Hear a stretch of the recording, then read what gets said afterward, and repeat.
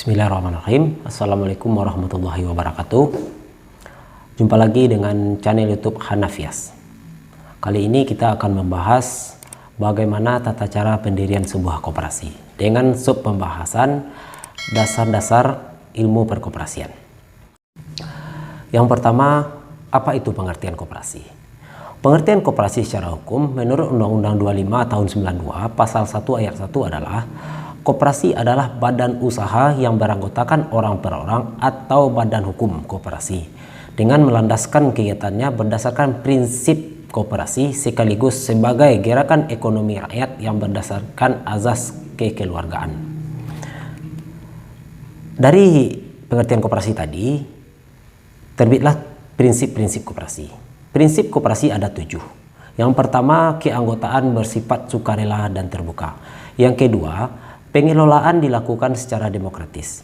Yang ketiga, pembagian SAU dilakukan sebanding dengan jasa usaha masing-masing anggota.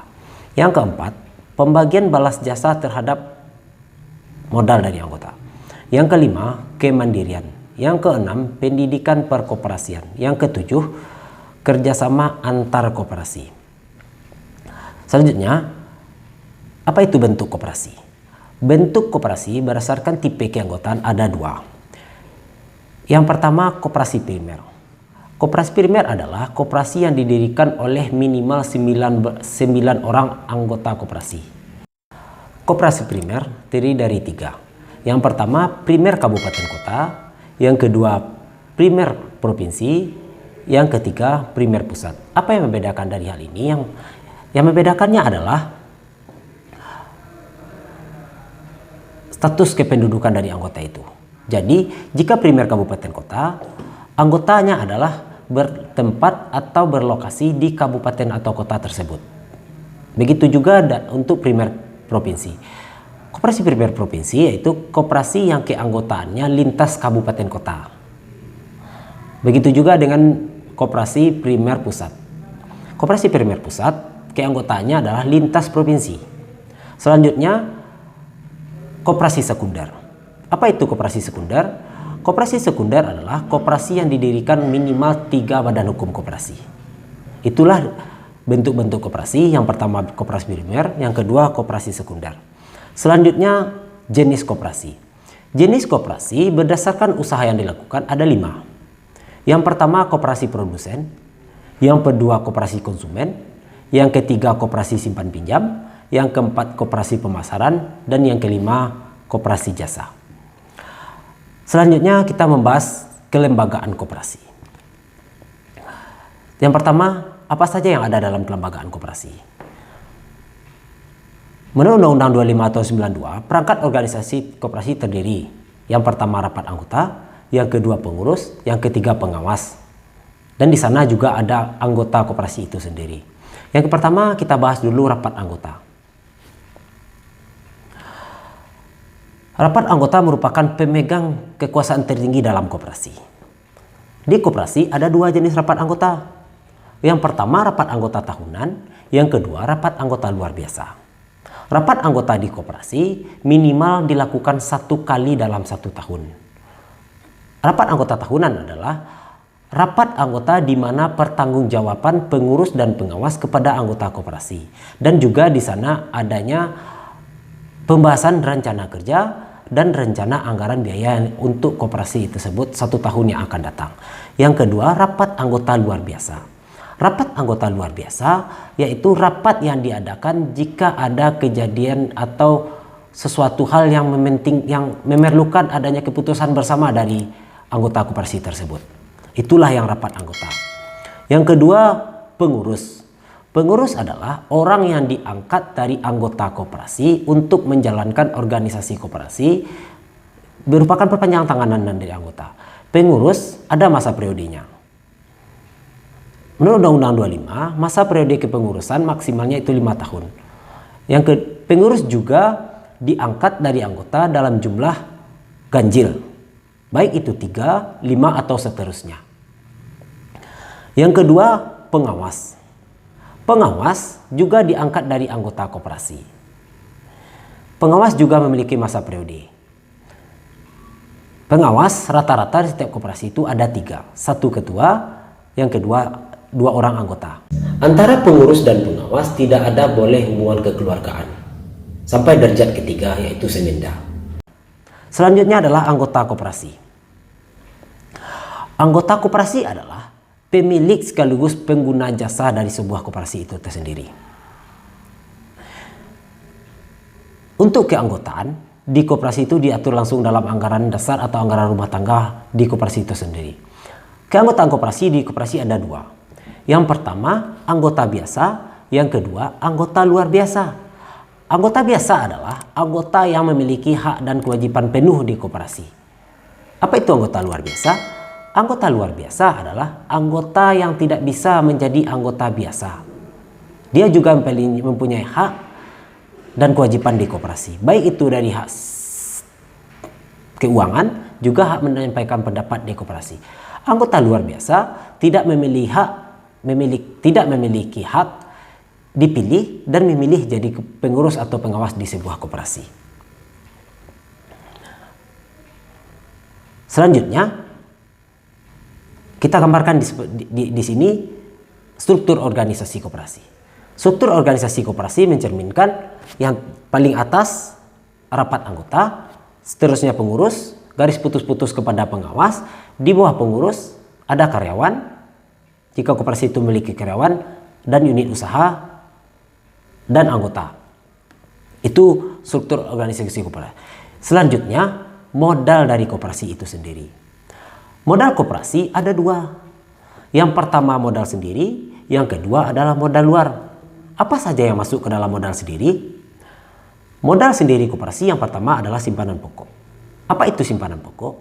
Simpanan pokok adalah simpanan yang dibayarkan anggota kepada koperasi pada awal masuk menjadi anggota koperasi. Besarnya sama seluruh anggota koperasi. Dan simpanan pokok ini tidak dapat diambil selama anggota menjadi anggota koperasi. Diambilnya setelah keluar dari koperasi. Yang kedua, simpanan wajib. Simpanan wajib adalah simpanan yang dibayarkan oleh anggota atau seseorang kepada koperasi. Itu rutin. Besarnya tidak wajib sama setiap anggota, tapi rutin. Baik itu setiap bulan, setiap minggu, atau setiap hari. Tergantung dari aturan yang dilaksanakan oleh koperasi tersebut. Simpanan pokok wajib hampir sama dengan simpanan pokok, yaitu tidak diambil selama menjadi anggota koperasi. Simpanan ini bisa diambil setelah seseorang tersebut keluar dari keanggotaan koperasi. Selanjutnya modal sendiri koperasi adalah dana cadangan. Apa itu dana cadangan? Dana cadangan adalah dana yang disisihkan dari keuntungan koperasi. Sekian persen dari SHU koperasi disisihkan untuk dana cadangan. Selanjutnya di modal sendiri koperasi ada hibah. Hibah ini adalah sesuatu hal yang didapatkan oleh koperasi, baik itu dari pemerintahan, pihak ketiga, atau dari yang lainnya. Itu tidak mengikat. Itulah modal sendiri yang ada di koperasi. Yang kedua, modal luar. Modal luar koperasi adalah modal pinjaman. Yang pertama, modal pinjaman ini berasal dari anggota koperasi itu sendiri. Jadi, koperasi dapat menghimpun modal dari anggota koperasi itu sendiri di luar simpanan pokok dan simpanan wajib tadi berupa simpanan. Contohnya di sini simpanan sukarela, simpanan lebaran. Baik itu juga bisa deposito dari anggota kepada koperasi. Yang kedua, modal luar koperasi berasal dari koperasi lainnya atau anggotanya. Jadi di sini, jika koperasi tersebut bekerja sama dengan koperasi lain, koperasi tersebut bisa mendatangkan modal dari koperasi lain juga. Baik itu dari koperasinya atau dari anggota koperasi yang lain. Yang ketiga, lembaga atau bank dan lembaga keuangan lainnya. Di sini koperasi bisa melakukan kerjasama dengan bank atau lembaga keuangan lainnya dalam bentuk permodalan, mungkin dalam bentuk pinjaman kepada lembaga perbankan. Yang ketiga, penerbitan obligasi dan surat hutang lainnya. Yang keempat, sumber lain yang dianggap sah. Itu modal luar koperasi. Dan koperasi juga dapat melakukan pembukaan modal dari modal penyertaan. Modal penyertaan ini diatur sendiri oleh Peraturan Menteri Koperasi tentang modal penyertaan.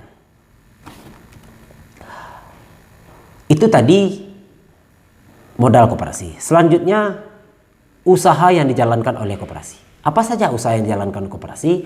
Yaitu yang pertama, usaha simpan pinjam. Usaha simpan pinjam di koperasi ada dua.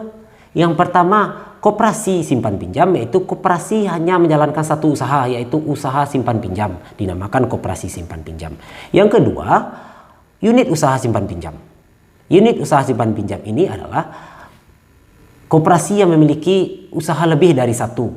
Jadi usaha simpan pinjamnya dijadikan unit. Di usaha simpan pinjam ini juga ada simpan pinjam konvensional seperti biasa, juga ada simpan pinjam dan pembiayaan syariah. Selanjutnya, usaha koperasi yaitu usaha produksi atau produsen. Usaha ini adalah di koperasi menjalankan sebuah produksi. Jadi koperasi menjalankan sebuah usaha produksi. Yang ketiga, konsumen atau perdagangan. Di sini koperasi melakukan pemenuhan kebutuhan anggota dalam bentuk konsumen. Contohnya seperti ini. Koperasi membuka wasserda atau kebutuhan lainnya. Itu salah satu usaha yang dijalankan dari usaha konsumen. Selanjutnya, koperasi pemasaran. Koperasi pemasaran adalah koperasi yang memasarkan produk orang lain atau produk anggota kepada orang lain. Itu yang disebut dengan koperasi pemasaran. Selanjutnya adalah koperasi jasa.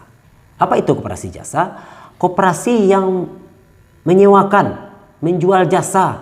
Contohnya koperasi biro perjalanan atau koperasi yang usahanya pertanian, menyewakan peralatan-peralatan pertanian kepada anggota atau non-anggota. Oke, sahabat YouTube semuanya, terima kasih telah menonton. Semoga apa yang ditonton bisa bermanfaat bagi sahabat YouTube semuanya. Jangan lupa subscribe, like, dan share kepada teman-teman kita semuanya agar video ini bisa bermanfaat juga bagi teman-teman kita semuanya. Sampai ketemu lagi di video berikutnya. Terima kasih. Assalamualaikum warahmatullahi wabarakatuh.